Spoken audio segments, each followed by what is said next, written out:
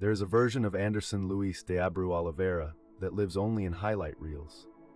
A teenager spinning through tackles at Old Trafford, the crowd roaring, Sir Alex Ferguson watching from the touchline with something that looked like delight. That version felt permanent. It was not. Anderson arrived at Manchester United in the summer of 2007, signed from Porto for around £17 million.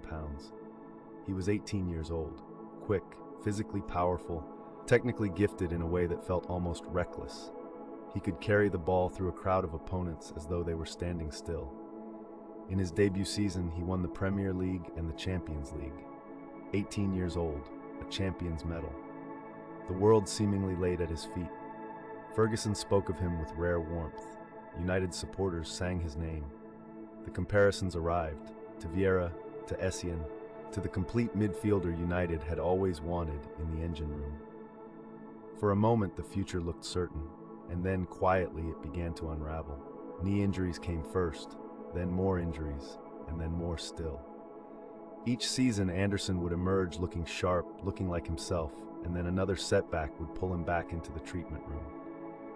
The rhythm of a football career, consistency, trust, momentum, was repeatedly broken. The spaces he should have owned in midfield were filled by others. By the time Ferguson retired in 2013, Anderson had never quite become the player both men had imagined. He was loaned to Fiorentina, he moved to Internacional in Brazil, then Coritiba, then deeper, quieter clubs. The medals from 2008 remained real. Everything after them grew harder to follow.